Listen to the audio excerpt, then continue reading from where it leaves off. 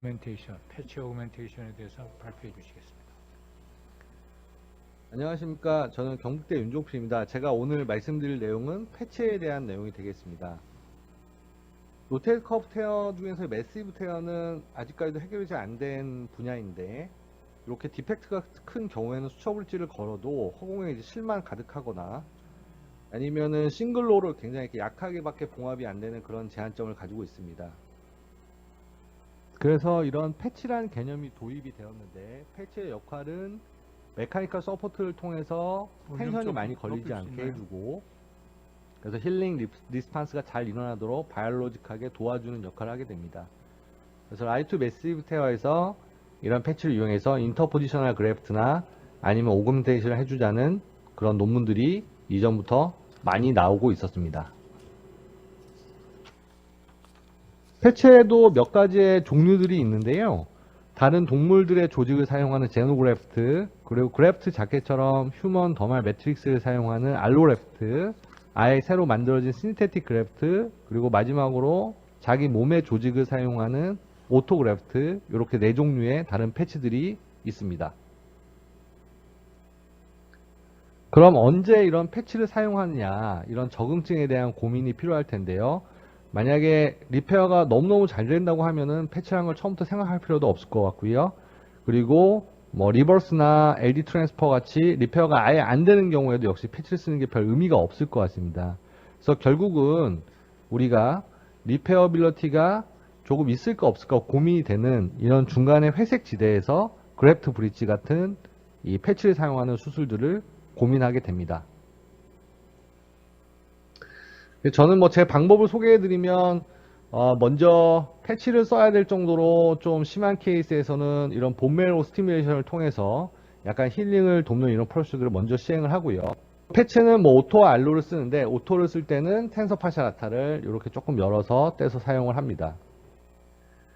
다음에 이제 오토든 알로든 패치를 이 서버컨 스페이스 안쪽으로 집어넣는 과정들이 필요한데, 이렇게 안쪽으로 집어넣고 메디알로에서 타일을 한 다음에 수처 브릿지와 마찬가지로 그래프트 위에 실을 걸어서 그래프트 브릿지 수술을 시행을 합니다. 수술 후에 리페어가 다 잘 돼서 전체적으로 이제 텐션이 맞는지 이 모양을 잘 확인하는 과정이 되겠습니다.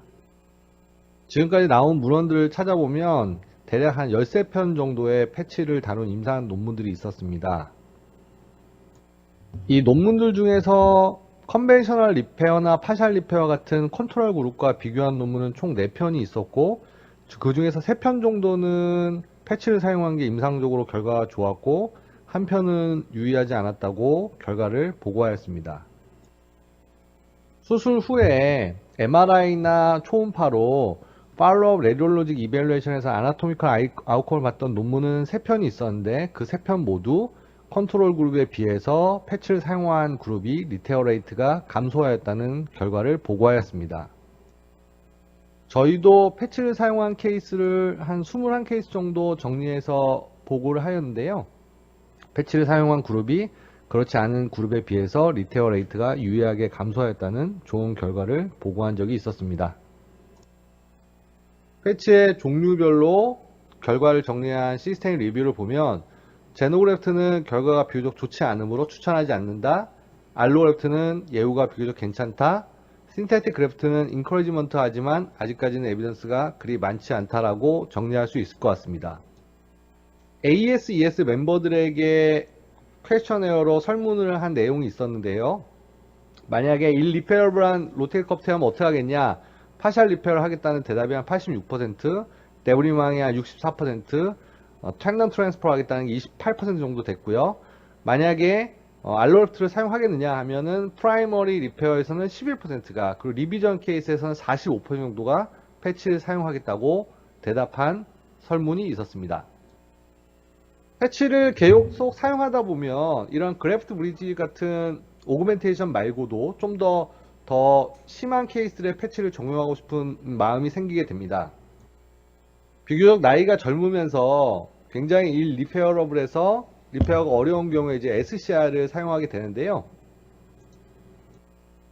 되게 이런 경우에 미국에서는 알로랩트를 주로 이용을 하고, 일본에서는 오토 텐서 파샬 라타를 이용하는 경향들이 있지만 각각 단점들이 있습니다. 따라서 오토그래프트의 생착력과 알로그래프트의 양과 두께를 동시에 얻을 수 있는 이런 방법이 필요하게 됩니다. 제가 쓰는 방식은 하이브리드 패치를 이용하는 방법인데요.